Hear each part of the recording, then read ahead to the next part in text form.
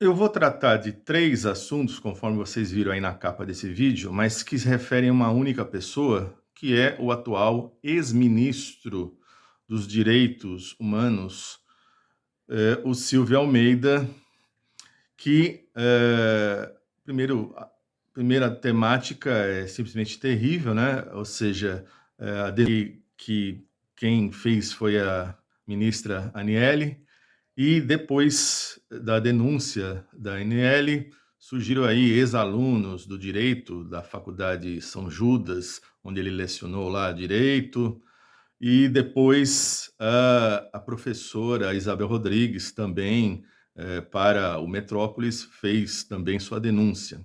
Só um detalhe, gente, a Isabel Rodrigues foi minha aluna de pedagogia na graduação, e uma aluna brilhante, tá? Seguiu depois, após a graduação de pedagogia lá, que ela fez na Fundação Santo André. Ela fez aí seu mestrado, depois seu doutorado, tornou-se professora universitária e, por coincidência também, acabou sendo minha colega de trabalho na Fundação Santo André, no curso de pedagogia. Então, eu conheço ela pessoalmente. Mas, mais do que conhecê-la pessoalmente, é, depois eu vou até deixar disponível aqui o vídeo dela, para quem ainda não assistiu. Ela fala uma coisa importantíssima sobre o Silvio Almeida. É que depois do episódio, que eles tiveram lá o jantar, que ela sentada do lado dele de saia, e ele é, põe, taca a mão de forma ostensiva nas partes íntimas dela, pegando-a de surpresa. O que acontece? Tempos depois, dias depois, ela ligou para ele e cobrou, perguntou por que fez aquilo, etc e tal. Ele primeiro tentou dizer que não fez, né? Mas depois, vocês vão ver aí, ele disse que ia fazer terapia, mas conforme ela disse, isso está num celular dela de 5 anos atrás. É, e obviamente ela não tem mais o celular, né? Aliás, quem é que tem um celular de 5 anos atrás, né? Hoje, com esses programas pesadíssimos, vídeos, fotos em alta resolução, né? Todo mundo acaba trocando de celular. Mas vejam, como ela falou que tem isso registrado, eu creio que se houver uma quebra do sigilo telefônico, né? E fazer esse tipo de investigação, e isso pode aparecer. Porque o que, que o Silvio está se pautando agora? Que é a ideia de uma palavra contra a outra, né? Ele se diz inocente de todas aquelas que estão acusando, né? Porque aquela velha história, fica a minha palavra contra a sua. Bom, ele próprio encaminhou para o Ministério da Justiça que tem que ser feitas as investigações. Então, que se façam. Que se façam. Por isso que eu falei, a Isabel acabou apresentando aqui uma coisa importante do ponto de vista da credibilidade. Ou seja, ela gravou, ela não tem isso em mãos, mas se for feita a investigação, vamos ver aí quem está com razão. Pois é, né? Então, nesse sentido, gravíssimo essa acusação. E vejam vocês, ele não teve nem a dignidade de pedir demissão, se afastar do cargo para fazer a investigação. Aliás, também a inabilidade do governo Lula, né? Porque depois do presidente e do vice, tem o chefe de gabinete, né? E o chefe de gabinete deveria ter afastado o Silvio para fazer a investigação e, caso não houvesse nada, ele voltaria, né? Mas não, deixou o barco correr, né? O Silvio simplesmente não pediu demissão, aliás, lançou ainda na sexta-feira um comunicado, ou seja, utilizando o próprio ministério, né? E teve que chegar, portanto, até o Lula, e o Lula ter que demiti-lo, porque ele não ia se demitir. E veja, dá para até entender, porque ele alega inocência. Se ele se disser culpado, ele vai sofrer um processo pesado. E, além do que, o casamento vai para o espaço, né? Mas então que se façam as investigações, né? Eu estou aqui querendo ver essa quebra de sigilo telefônico para ver no que vai dar isso, né? Vamos ver. Não tenho a menor dúvida que a Isabel Rodrigues não falou nenhuma mentira. Aliás, foi muito corajosa, né? Porque geralmente a pessoa que é assediada, ela só passa por constrangimentos, né? A sociedade criminaliza logo de cara a vítima. Portanto, independente se agora ela é uma candidata a vereadora pelo PSB, não tem nada de oportunismo nisso, não, para a campanha, não. Ou seja, como ela própria disse, se ela não dissesse agora, ia dizer quando, né? Porque a própria NL ficou numa situação constrangedora, né? Ela não queria queimar o próprio governo, né? Criar essa situação toda, né? E vejo que o pronunciamento dela só veio após a demissão do ministro. Muito bem, mas eu falei que eram 3 assuntos. O segundo é a própria má administração do Silvio Almeida, que poucos no Brasil conhecem, né? Ficou aquela imagem da posse dele, que todo mundo era importante, né? Toda aquela coisa espalhafatosa, só que ele foi um ministro extremamente que gestou mal o seu ministério, abusou da autoridade, perseguia pessoas, ou seja, teve até caso da Janja chamar um subordinado dele para uma conversa, quando o cara voltou, ele demitiu o cara. Mas mais do que isso, eu vou dar aqui os exemplos. Vejam, recentemente houve denúncia que em vários presídios brasileiros não tinha água para os presidiários beber. O que ele fez? Absolutamente nada. Nada. Tá? Quando os partidos não cumpriram com as cotas de indígenas e dos negros, o que ele fez? Absolutamente nada, porque existe um fundo partidário e os partidos, para receber, eles têm que estar em dia com essas cotas. Ou seja, o que fizeram os partidos? Votaram, encaminharam votações para a anistia generalizada, porque todos os partidos não cumpriram com essas cotas, e simplesmente o Silvio Almeida, naquela semana dessa votação, ele sumiu, desapareceu. Você não viu o cara. Inclusive movimentos negros o procuraram, e ele não fez absolutamente nada. Mesma coisa com a cota das mulheres. Não foi cumprida a cota das mulheres. O que ele fez? Nada. Pior ainda, quando deu todo aquele problema da exploração dos garimpeiros lá na Amazônia, o que ele falou? Que os garimpeiros também têm direitos. Ora, a partir dessa fala infeliz, os garimpeiros, né, vieram com tudo, que já tinha sido expulso, depois retornaram. Né?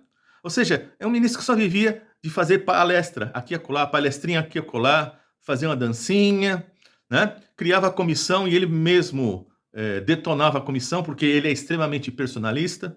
Aliás, vou dar mais um exemplo aqui. Quando houve lá o episódio do pessoal da Bahia que estava em regime de escravidão nas vinícolas, sabe qual foi a fala dele? Não, mas é assim mesmo. É estrutural a escravidão no Brasil. Ou seja, ele botou na prática a teoria errada dele, que já eu vou falar dela. Ou seja, né, sabe, aquele conformismo, é assim mesmo. E que foi feito de lá para cá? Nada, nada. Todos aqueles que cometeram esse crime de escravidão com os trabalhadores baianos lá no Rio Grande do Sul, não deu em absolutamente nada. Não foi à frente nenhuma investigação. Tá? Então, vejam, se as pessoas achavam que ele estava fazendo alguma coisa, bom, não estava.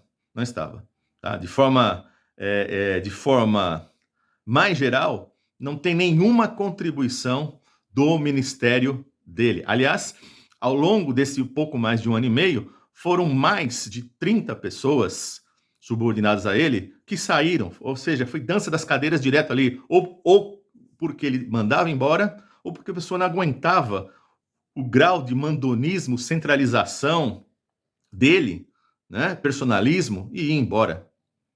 Tá? E, portanto, vamos agora para a terceira parte, que é a sua teoria.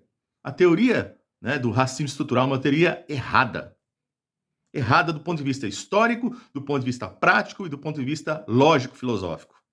Ou seja, primeiro, como é que você pode dizer que o racismo estrutura o Brasil se existem leis que combatem, leis que foram criadas no Brasil contemporâneo contra o racismo? Dou um exemplo. Se você está numa fila de banco e alguém lá comete um ato racista contra um indígena, contra uma mulher negra, o cara pode ser preso na hora ali. Se tiver um policial, pode dar a ordem de prisão na hora. Então, como é que você pode dizer que o racismo estrutura a sociedade, está nas raízes da sociedade, se existem até leis as quais são contra o racismo?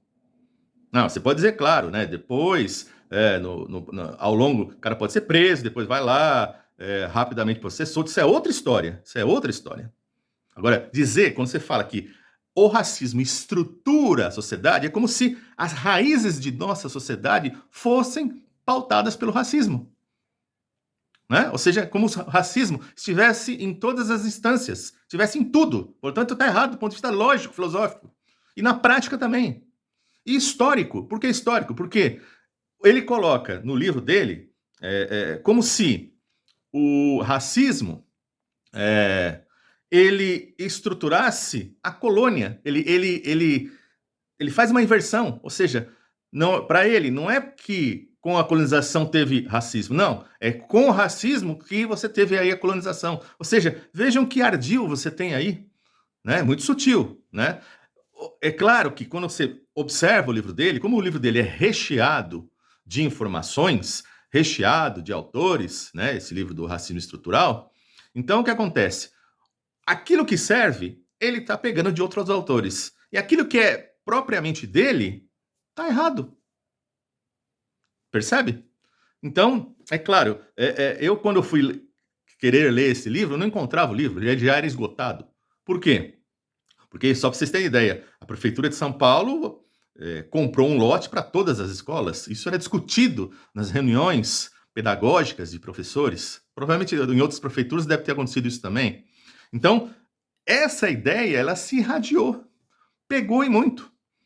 Né? Porque como você tem ali informações históricas iniciais que ele está citando outros autores, né? Mais para frente, quando ele vai defender a teoria dele, né? Que é totalmente equivocada, invertida, né? Aí, obviamente, uma população, inclusive de professores, né? Que não tem uma análise profunda do que é a história do Brasil, acaba caindo, acaba colando. Sem contar que como ele põe ele descobriu ali algumas coisas, que existe exploração, que existe classes sociais, que o Estado domina, né? Então, como aparece aqui ali alguns elementos do marxismo, né? Parece que ele é um cara de esquerda.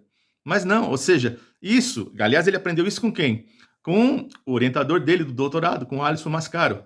Mas que o Alisson Mascaro, né, esse marxista autosseriano, que coloca de forma correta que o Estado é um aparelho de dominação e tem que ser destruído, esse já é o limite do Silvio Almeida. Ou seja, ele, como um cara que advém do direito, não consegue entender isso. Né? Para ele esbarra ali na institucionalidade do Estado. Né? Então, vejam, uma teoria errada, portanto, acabou se espraiando da universidade para o governo, né? Todos esses equívocos se refletiram lá. Ele tinha um cargo que, digamos, acima das suas próprias capacidades, ou seja, ele era um inepto para o cargo, e criou um próprio problema para o governo Lula, porque com o passar do tempo, o próprio Lula percebeu que já estava dando problemas. Mas vejam que com essa moda desse identitarismo, criou-se também outro problema, né? Você tinha que ter uma bela alegação para demiti-lo, né?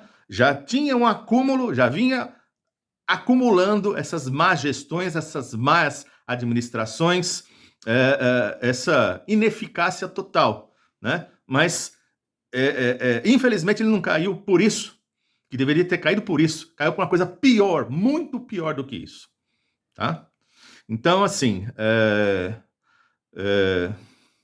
eu mando aqui para Isabel Rodrigues, assim, minha total solidariedade a ela. Eu sei que o que ela fez, por incrível que pareça, foi fundamental para a queda dessa figura bizarra no governo, né?